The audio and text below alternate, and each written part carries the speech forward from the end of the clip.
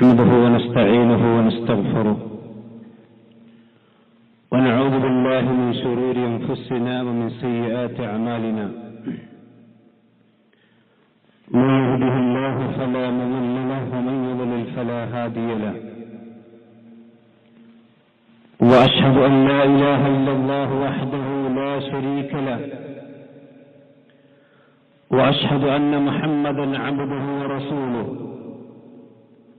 اللهم صل على محمد وعلى آل محمد كما صليت على إبراهيم وعلى آل إبراهيم إنك حميد مجيد اللهم بارك على محمد وعلى آل محمد كما باركت على إبراهيم وعلى آل إبراهيم إنك حميد مجيد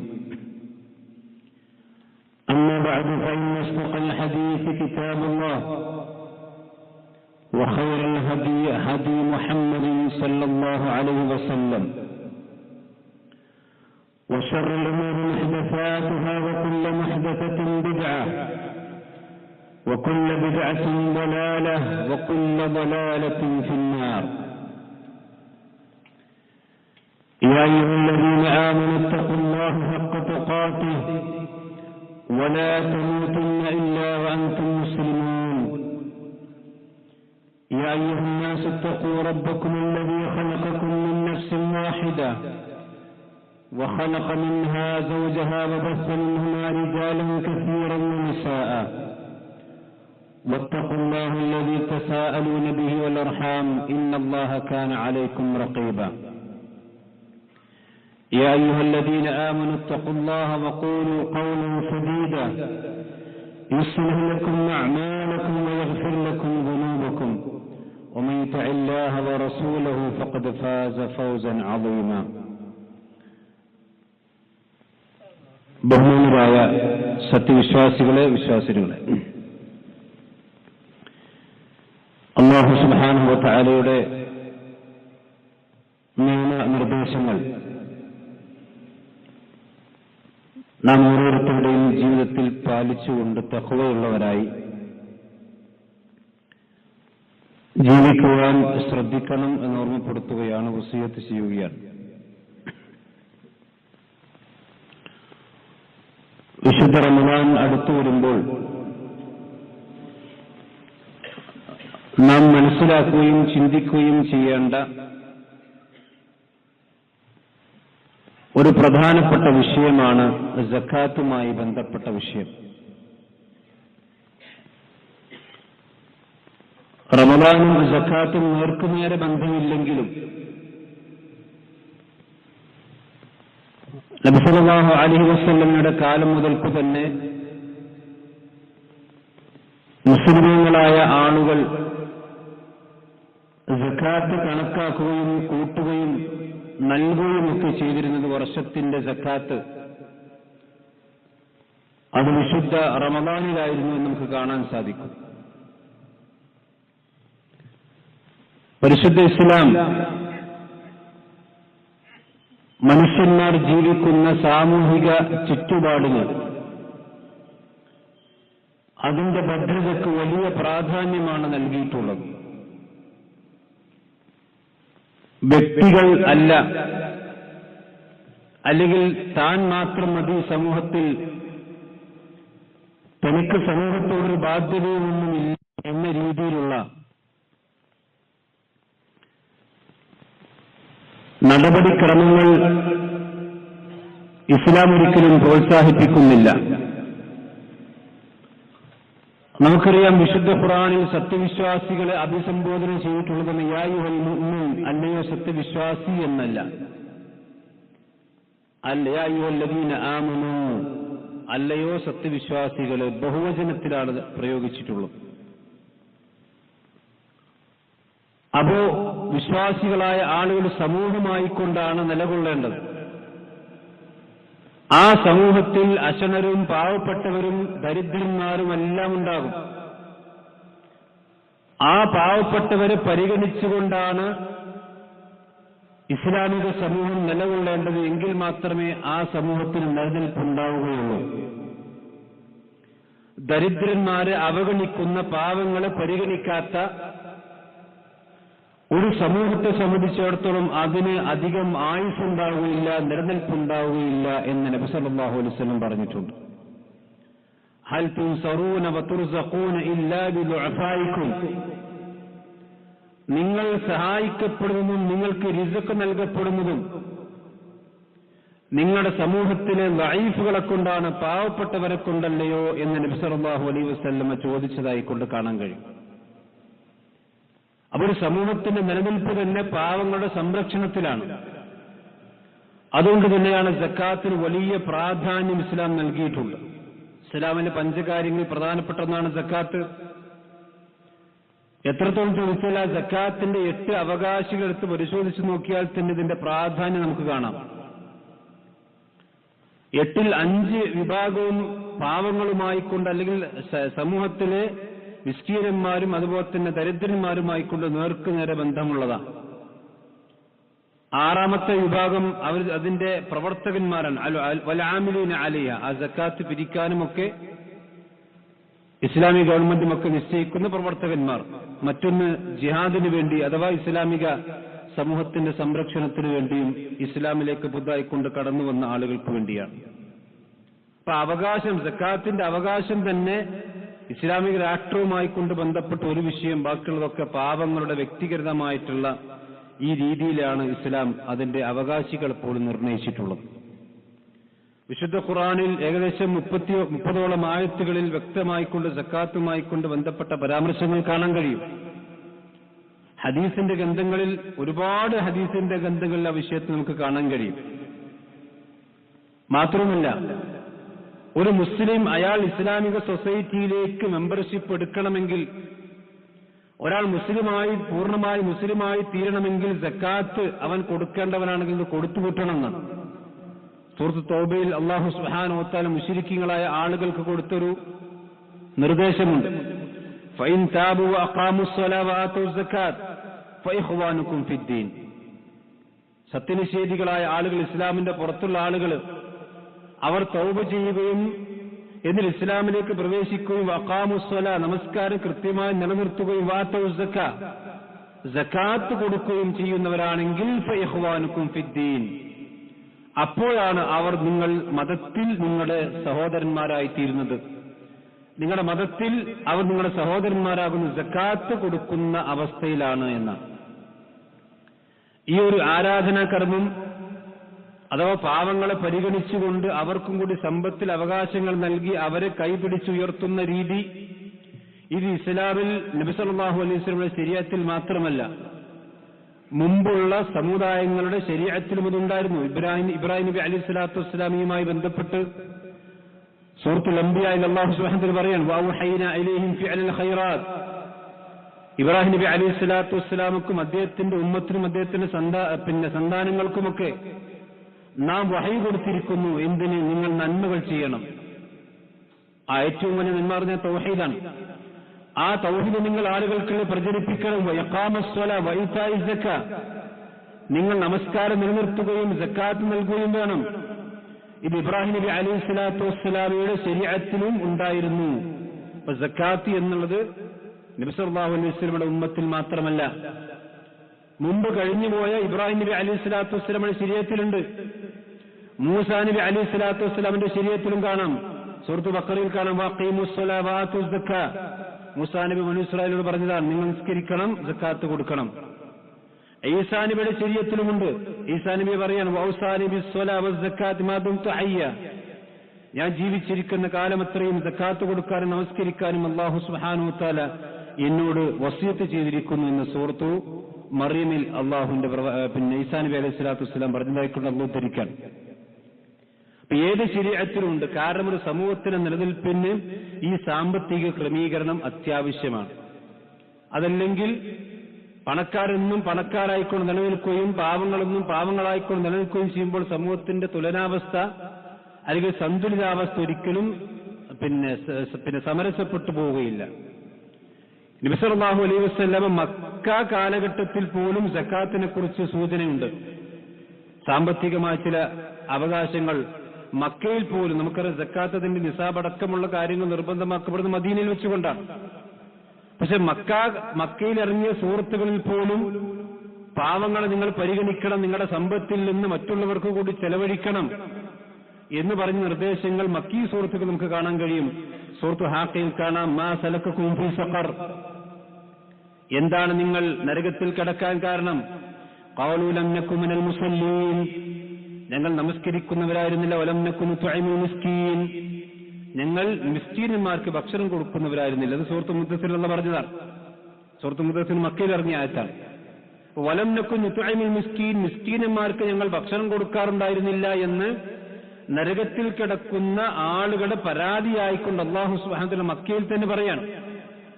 അപ്പൊ സാമ്പത്തികമായിക്കൊണ്ട് ചില ക്രമീകരണങ്ങൾ മക്കയിൽ തന്നെ അല്ലാഹു ഏർപ്പെടുത്തിയിരുന്നു. നിങ്ങളുടെ സമ്പത്ത് നിങ്ങൾ മാത്രം കൈവശപ്പെച്ചാൽ പോരാ, മിസ്കീനന്മാരായ ആളുകൾക്ക് നിങ്ങൾ ഭക്ഷണം കൊടുക്കണം. അതിന്റെ കണക്കും അതുപോലെ നിസാബൊന്നും അവിടെ അവതരിപ്പിച്ചിട്ടില്ല. പക്ഷെ നിങ്ങൾ കഴിയുന്ന പരമാവധി നിങ്ങൾ കൊടുത്തുവിട്ടണം. സൂറത്ത് ഹാഖയിൽ എന്ന് പറയും, വലാ യഹബ്ബു അലാ തആമിൽ മിസ്കീൻ, സത്യനിഷേധികളായ ആളുകളുടെ സ്വഭാവം എന്ന് വിശദീകരിച്ചവർ മിസ്കീനന്മാരായ ആളുകളുടെ ഭക്ഷണത്തിന് പ്രേരണ കൊടുക്കുന്നവരല്ല. ഇത് മക്കയിൽ ഇറങ്ങിയ സൂറത്താണ്. അതുപോലെ തന്നെ സൂറത്ത് ദാരിയാത്തിൽ കാണാം, വഫി അംവാലിഹിം ഹഖ്ഖുൻ ലിസ്സാഇലി വൽ മഹ്റൂം, വിശ്വാസികളായ ആളുകളുടെ സമ്പത്തിൽ ചോദിച്ചു വരുന്നവർക്കും അതുപോലെ തന്നെ അവകാശം തടയപ്പെട്ടവർക്കുമൊക്കെ ഒരു അവകാശമുണ്ട്. അതെത്രയും നിർണയിച്ചിട്ടില്ല, പക്ഷെ എന്നാലും നിങ്ങൾ കൊടുക്കണം. നിങ്ങളുടെ കഴിവിന്റെ പരമാവധി കൊടുത്തു തുടങ്ങണമെന്ന് മക്കയിൽ തന്നെ വിശ്വാസികളായ ആളുകൾ ആ ദാരിദ്ര്യാവസ്ഥയിൽ പോലും അല്ലാഹു സുബ്ഹാനഹു വ തആല അവരെ സൂചിപ്പിച്ചിട്ടുണ്ട്.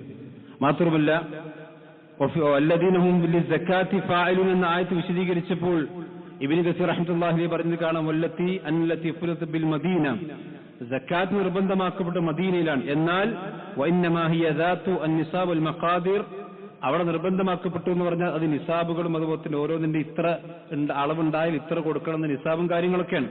ഫദ്ദാഹിർ അൻ അസ്ല സക്കാത്ത് കാന വാജിബൻ ബിമക്ക, സക്കാത്തിന്റെ അസ്ൽ അഥവാ സമ്പത്തിൽ നിന്ന് കുറച്ച് നിർബന്ധമായിക്കൊണ്ട് നിങ്ങൾ ചെലവഴിക്കണം എന്ന ആ അടിസ്ഥാനം അത് മക്കയിൽ തന്നെ ഉണ്ടായിരുന്നു. കാരണം വിശുദ്ധ ഖുർആനിൽ പറഞ്ഞിട്ടുണ്ട് സൂറത്തുൽ അൻആമിൽ, വാതു ഹഖ്ഖഹു യൗമ ഹസാദിഹി, കൃഷിയുമായി കൊണ്ട് ബന്ധപ്പെട്ട ആയത്ത്, അതിന്റെ വിളവെടുപ്പിന്റെ സമയത്ത് തന്നെ നിങ്ങൾ അതിന്റെ ഹക്ക് കൊടുത്തു കൂട്ടണം. ഇത് മക്കയിൽ ഇറങ്ങിയ ആയത്താണ്. അപ്പൊ മക്ക കാലഘട്ടത്തിൽ തന്നെ അത്തരത്തിലുള്ള ചില സൂചനകളുണ്ട്. മദീനയിലാണ് വിശദമായിക്കൊണ്ട് ആ വിഷയങ്ങളായിക്കൊണ്ട് ആയത്തിറങ്ങിയത്. അപ്പൊ ഞാൻ പറഞ്ഞത്, ലോകത്തെല്ലാ ശരീഅത്തിലും ഈ സാമ്പത്തികമായിട്ടുള്ള ബാധ്യത വിശ്വാസികളുടെ മേൽ അല്ലാഹു സുബ്ഹാനഹു വ തആല കൊടുത്തിട്ടുണ്ട്. അതില്ലെങ്കിൽ എന്താ അവസ്ഥ ഉണ്ടാകുക? അത് വിശുദ്ധ ഖുർആൻ സൂറത്ത് തൗബയിൽ വിശദീകരിച്ചു, വല്ലദീന യക്നിസൂന الذهب والفضة ولا ينفقونها في سبيل الله فبشرهم بعذاب أليم. വല്ലദീന യക്നിസൂന الذهب والفضة, സ്വർണവും വെള്ളിയും ഒക്കെ കൂമ്പാരമായി കൂട്ടിവെക്കുന്ന ആളുകൾ. അന്ന് സ്വർണവും വെള്ളിയൊക്കെ നാണയങ്ങളായിരുന്നു.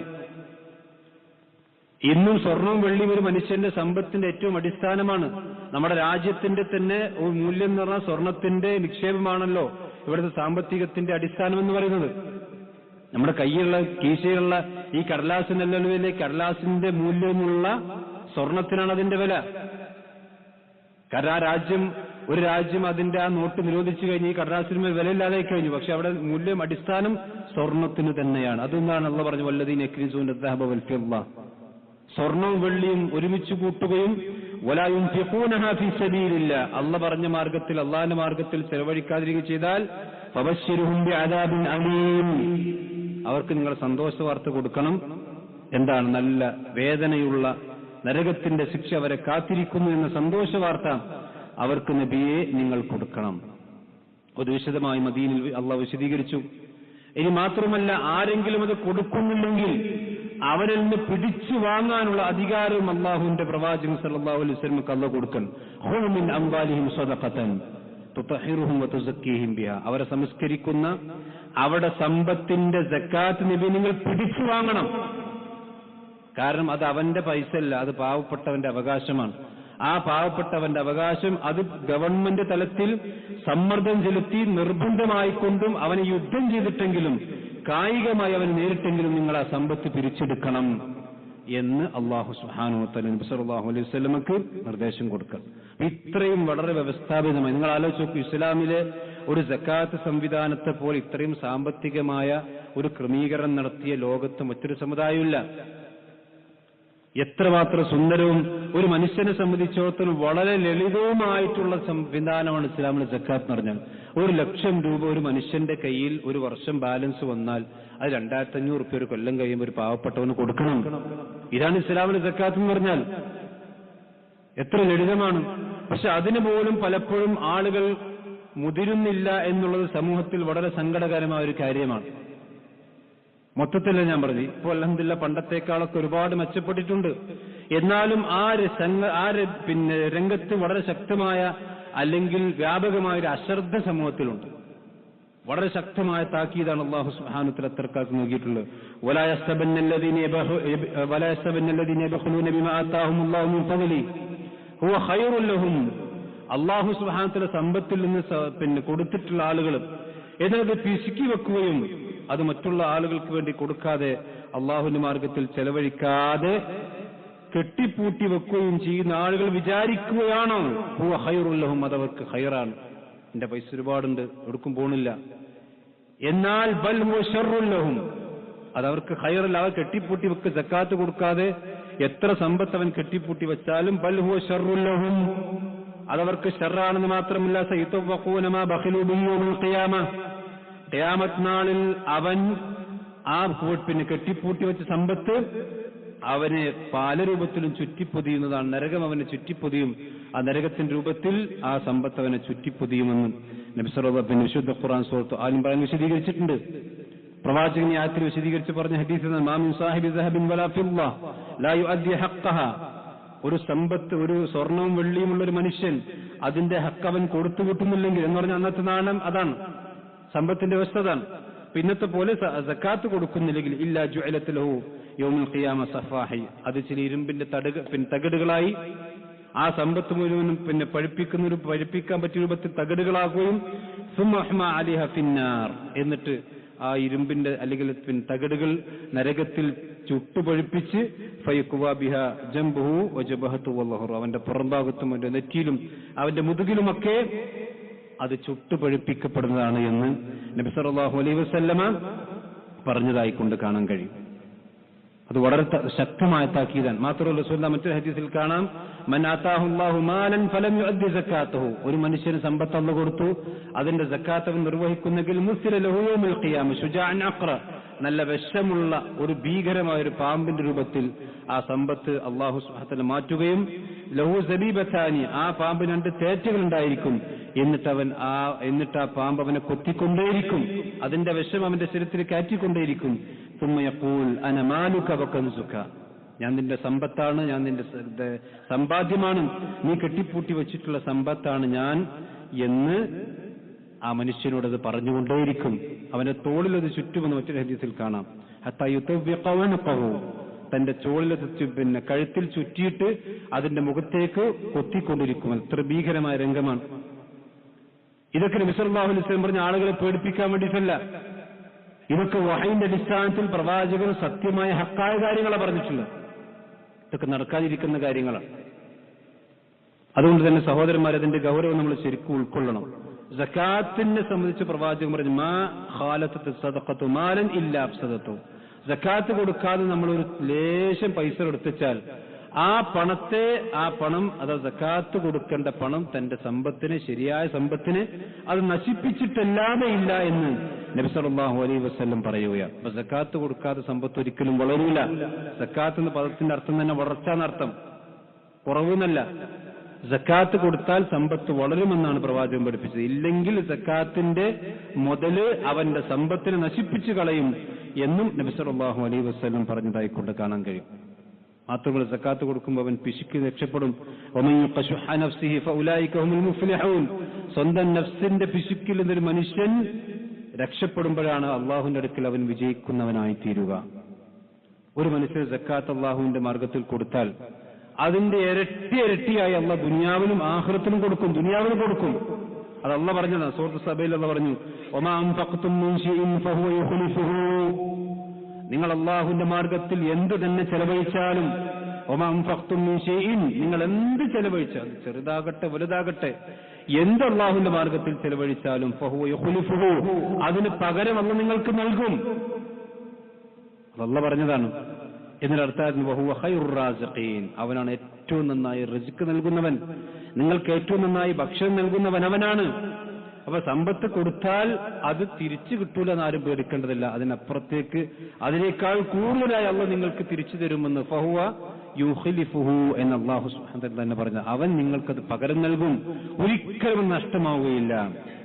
അതുകൊണ്ടാണ് പ്രവാചകൻ സല്ലല്ലാഹു അലൈഹി വസല്ലം പറഞ്ഞ ഹദീസിൽ കാണാം, അല്ലാഹു പറയാണ്, ഒരു ഖുദ്സി ഹദീസൻ, അൻഫിഖ് യാ ഇബ്നു ആദം, അല്ലയോ മനുഷ്യ നീ ചെലവഴിച്ചോ, നീ എന്റെ മാർഗത്തിൽ ചെലവഴിച്ചാൽ ഉൻഫിഖ് അലൈക, ഞാൻ നിനക്ക് വേണ്ടിയും ചെലവഴിക്കും. നീ എനിക്ക് തന്നാൽ ഞാൻ നിനക്കും തരും.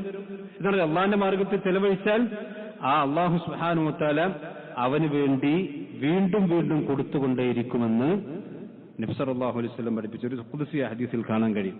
മാത്രമല്ല അർശിന്റെ തണൽ ലഭിക്കുന്ന മഹാസൗഭാഗ്യവന്മാരിൽ അവൻ ഉൾപ്പെടുമെന്ന് മാത്രമല്ല, അവന് പ്രത്യേകമായ തണലുണ്ടാകുന്ന അല്ലാഹുവിന്റെ മഹ്ശറിൽ കുല്ലും ബിഇൻ ഫീ ളില്ലി സദഖതി ഹത്താ യുസ്ല ബൈനൻ നാസ്, ജനങ്ങൾ വെയിലേറ്റ് വാടി നിൽക്കുന്ന മഹ്ശറിന്റെ ആ മഹാഭൂമിയിൽ ഒരു മനുഷ്യൻ സ്വതക്ക കൊടുത്തിട്ടുണ്ടെങ്കിൽ ആ സ്വതക്കകളും സക്കാത്തുകളും ഒക്കെ അവന് തണലായി നിൽക്കുന്ന അവസ്ഥ ഉണ്ടാകും.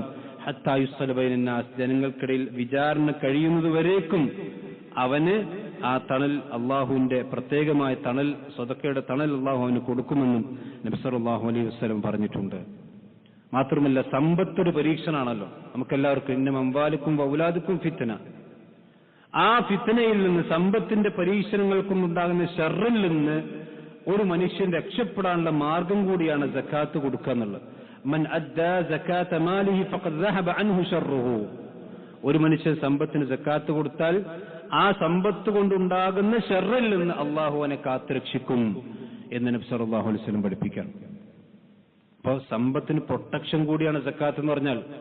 സമ്പത്ത് നശിക്കാതെ പോകാതിരിക്കാനും അതുപോലെ തന്നെ സമ്പത്തിന് എന്തെങ്കിലും ആപത്തുകൾ വരാതിരിക്കാനും ആ സമ്പത്ത് കൊണ്ട് എനിക്കൊരു ശർറ് വരാതിരിക്കാനും ഒരു വിശ്വാസി ചെയ്യേണ്ടതാണ് സക്കാത്ത് കൊടുക്കുക എന്നുള്ളത്. അതാണ് നബി സല്ലല്ലാഹു അലൈഹി വസല്ലം പറഞ്ഞ ഹദീസിൽ നമുക്ക് മനസ്സിലാക്കാൻ സാധിക്കും. ചുരുക്കത്തിൽ അതിന്റെ ഗൗരവം നമ്മൾ മനസ്സിലാക്കണം.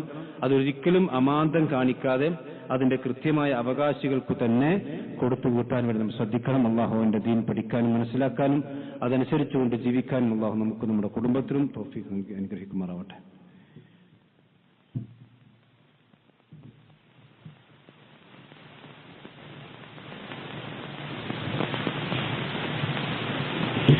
إن الحمد لله والصلاة والسلام على رسول الله وعلى آله وصحبه أجمعين أما بعد. ഒരിക്കൽ കൂടി അല്ലാഹു സുബ്ഹാനഹു വ തആല സൂക്ഷിച്ചുകൊണ്ട് ജീവിക്കണം എല്ലാവരെയും ഓർമ്മപ്പെടുത്തുകയാണ്. സക്കാത്തുമായി ബന്ധപ്പെട്ട് സമൂഹത്തിൽ ഇന്ന് ഒരുപാട് വിഷയത്തിൽ തെറ്റിദ്ധാരണകളുണ്ട്. അതിൽ അടുത്ത് കുറച്ച് ശക്തമായ രീതിയിൽ തെറ്റിദ്ധാരണകൾ ഉണ്ടായൊരു വിഷയമാണ് ഈ ആഭരണവുമായി ബന്ധപ്പെട്ട സക്കാത്തിന്റെ വിഷയം.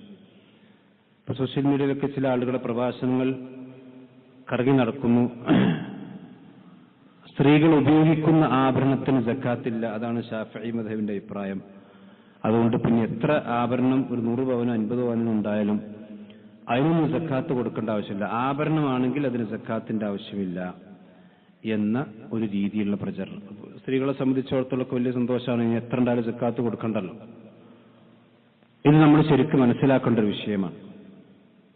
ആഭരണവുമായി ബന്ധപ്പെട്ട സക്കാത്തിന്റെ വിഷയത്തിൽ 2 അഭിപ്രായം പണ്ട് കാലം മുതൽക്കേ ഉണ്ട്. ഒരു വിഷയത്തിൽ 2 അഭിപ്രായം ഉണ്ട് വിചാരിച്ചുകൊണ്ട് നമുക്ക് പ്രമാണത്തോട് യോജിക്കാത്ത അഭിപ്രായം സ്വീകരിക്കാൻ പാടില്ല, അത് വേറെ വിഷയം.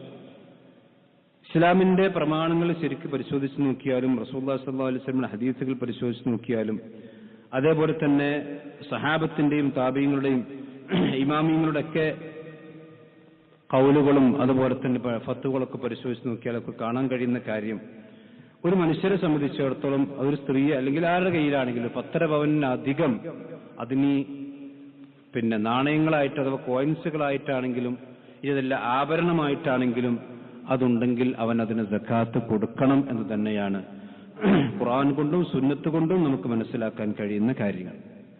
അപ്പൊ വിശുദ്ധ ഖുർആനിൽ സ്വർണവും വെള്ളിയുമായി കൊണ്ട് ബന്ധപ്പെട്ട് ഉമൂമായ ആമായ അഥവാ പൊതുവായ നിയമങ്ങളാണ് വന്നിട്ടുള്ളത്.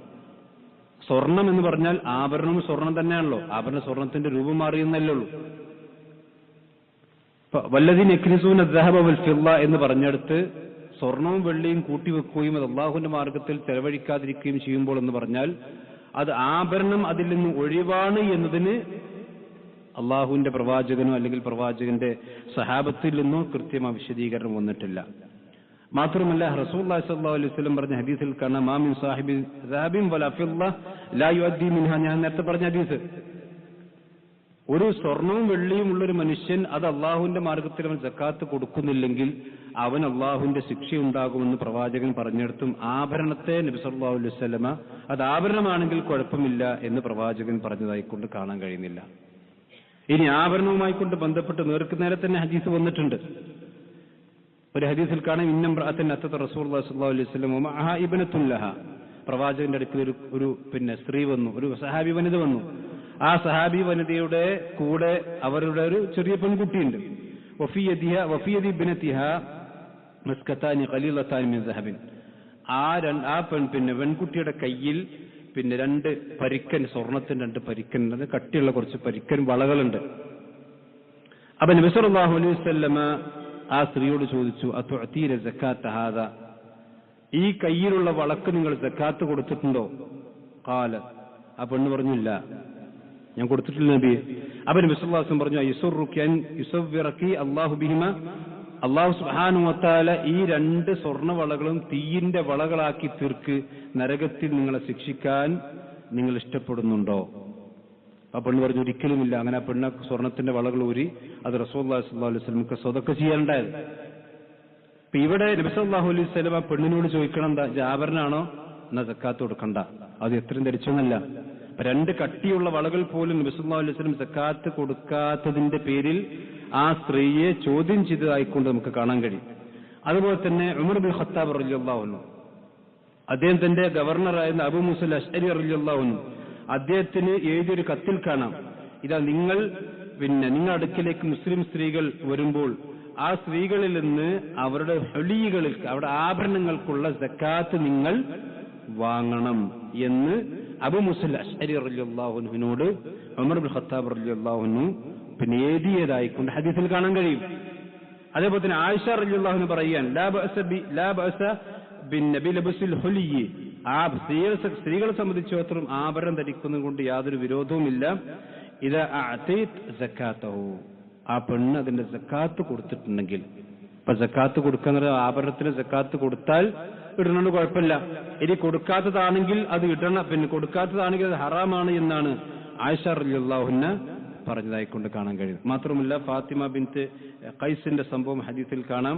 അവർ റസൂലുള്ളാഹി സ്വല്ലല്ലാഹു അലൈഹി വസല്ലം അടുക്കിലേക്ക് ഒരു പാത്രത്തിൽ കുറച്ച് ഒരു തോലിന്റെ പാത്രത്തിൽ കുറച്ച് സ്വർണ്ണങ്ങൾ 70 മിസ്കാൽ 70ഓളം മിസ്കാൽ സ്വർണം റസൂലുള്ളാഹിന്റെ അടുക്കിലേക്ക് കൊണ്ടുവന്നിട്ട് പറയണം, യാ റസൂലുള്ളാഹ് ഖുദ് മിൻഹു അൽ ഫരീദത അല്ലതി ജഅലല്ലാഹു ഫീ, ഇതിൽ നിന്ന് നബിയെ എത്രയാണ് ഇതിന്റെ സക്കാത്ത് നിങ്ങൾ എടുത്തോളി എന്ന് സ്വർണം, ആഭരണങ്ങളുടെ രൂപത്തിലുള്ള സ്വർണങ്ങൾ ഫാത്തിമ ബിൻത്ത് ഖൈസ് റളിയല്ലാഹു അൻഹ റസൂലുള്ളാഹിന്റെ അടുക്കിലേക്ക് വന്ന് കൊണ്ടുവന്നതായിക്കൊണ്ട് ഹദീസിൽ കാണാം. ഈ ഹദീസ് വിശദീകരിച്ചപ്പോൾ ശൈഖ് നാസറുദ്ദീൻ അൽബാനി പറയാണ്, വഫി ഹാദൽ ഹദീസ് ദലാലത്തുൻ സരീഹത്തുൻ അല അന്നഹു കാന മഅറൂഫൻ ഫി അഹദി റസൂലുള്ളാഹി സ്വല്ലല്ലാഹു അലൈഹി വസല്ലം വുജൂബ സക്കാത്തി അല ഹുലിയ്യിൻ നിസാ, സ്ത്രീകളുടെ ആഭരണങ്ങൾക്ക് റസൂലുള്ളാഹിന്റെ കാലം മുതൽക്ക് തന്നെ സക്കാത്ത് വാങ്ങിയിരുന്നു എന്നുള്ളത് ഈ ഹദീസ് വളരെ വ്യക്തമായി അറിയിക്കുന്നുണ്ട് എന്ന് ഇമാം ശൈഖ് നാസറുദ്ദീൻ അൽബാനി പറഞ്ഞതായിക്കൊണ്ട് കാണാൻ കഴിയും. പിന്നെ ഈ ഒരു അഭിപ്രായം എങ്ങനെ വന്നു ചോദിച്ചാൽ, ഇമാം മാലിക്കിലും ഷാഫിഈ മദ്ഹബിലെ ഒരു വിഭാഗം പണ്ഡിതന്മാർക്ക് ഇങ്ങനെ ഖൗലുണ്ട്. അതെങ്ങനെ ഉണ്ടായെന്ന് ചോദിച്ചാൽ അതൊരു ഹദീസിന്റെ അടിസ്ഥാനത്തിലാണ് അവർ ആ വാക്ക് പറഞ്ഞിട്ടുള്ളത്. ഒന്ന് ലാ സക്കാത്ത ഫി ഹുലിയ്യി എന്ന് പറയുന്ന ഒരു ഹദീസ്, ജാബിർ റളിയല്ലാഹു അൻഹു ധരിക്കുന്ന ഹദീസുണ്ട്, ആഭരണങ്ങൾക്ക് സക്കാത്തില്ല എന്ന് പറഞ്ഞ ഹദീസ്. ഈ ഹദീസിന്റെ അടിസ്ഥാനത്തിലാണ് ഷാഫിഈ മദ്ഹബിലെ എല്ലാ പണ്ഡിതന്മാരല്ല, ഷാഫിഈ മദ്ഹബിലെ ഒരു വിഭാഗം പണ്ഡിതന്മാരും മാലിക്കി മദ്ഹബിലെ മുഴുവൻ പണ്ഡിതന്മാരും ഈ അഭിപ്രായക്കാർ. പക്ഷെ ബാക്കിയുള്ള എല്ലാ മദ്ഹബിലും മഹാഭൂരിപക്ഷം പണ്ഡിതന്മാരും അഭിപ്രായക്കാരല്ല. കാരണം എന്തുകൊണ്ട് ചോദിച്ചാൽ ഈ ഹദീസിനെ സംബന്ധിച്ച് ഒന്ന്, ഹദീസ് സ്ഥിരപ്പെട്ടതല്ല. ഈ ഹദീസിനെ സംബന്ധിച്ചിടത്തോളം ഇമാം ബൈഹഖി തന്നെ വിശദീകരിച്ചത് ബാത്തിലുൻ ലാ അസ്ല ലഹു, ആ ഹദീസ് സ്വീകാര്യമല്ല, അതിന് യാതൊരു അടിസ്ഥാനവുമില്ലെന്ന് ഇമാം ബൈഹഖി തന്നെ വിശദീകരിച്ചതായിക്കൊണ്ട് കാണുക. അപ്പൊ ഈ ഹദീസിന്റെ അടിസ്ഥാനത്തിലാണ് അവർ പറഞ്ഞിട്ടുള്ളതെങ്കിൽ ആ ഹദീസ് ശരിയല്ല, സ്വഹീഹല്ലാത്തത് കൊണ്ട് പിന്നെ അഭിപ്രായങ്ങൾക്ക് പ്രസക്തിയില്ല. പിന്നെ ആ മദ്ഹബിലൊരു അഭിപ്രായം ഉണ്ടല്ലോ എന്ന് വിചാരിച്ചിട്ട് നമ്മൾക്ക് അല്ലാഹു സുബ്ഹാനഹു വ തആല നിർബന്ധമാക്കിയ ഒരു നിർബന്ധ കാര്യത്തെ നമ്മൾ ഏതെങ്കിലും ഒരു മദ്ഹബിന്റെ ഒരു ഇമാമിന്റെ ഖൗല് പിടിച്ചിട്ട് അത് കൊടുക്കേണ്ടതില്ല എന്ന് പറയുകയാണെങ്കിൽ നമ്മൾ നല്ലോണം സൂക്ഷിക്കും. ഇമാം സനആനി റഹ്മത്തുള്ളാഹി അലൈഹി അദ്ദേഹത്തിന്റെ സുബുലുസ് സലാമിൽ പറഞ്ഞൊരു കാര്യം വാചകമുണ്ട്. അദ്ദേഹം പറയാൻ ലാ തജൂസ് സക്കാത്ത് ഫിൽ ഹുലിയ വഹു മദ്ഹബ് മാലികി വശാഫിഈ ഫി അഹദി ഖൗലൈ. മാലിക്കി മദ്ഹബിലും ശാഫി മദ്ഹബിന്റെ ഒരു ഖൗൽ പ്രകാരം വലിയത്തിന് സക്കാത്തില്ല. എന്നാൽ അവരതിന് മാനദണ്ഡമാക്കിയ എന്താണ്? ഈ പറയപ്പെട്ട ചില ആസാറുകളാണ്. എന്നാൽ വലാകിൻ ബഅദ സിഹ്ഹത്തിൽ ഹദീസ് സ്ഥിരപ്പെട്ടു കഴിഞ്ഞാൽ ലാ അസറ ലിൽ ആസാർ, മറ്റു പണ്ഡിതന്മാരുടെ ഖൗലുകൾക്ക് പിന്നെ പ്രസക്തിയില്ല.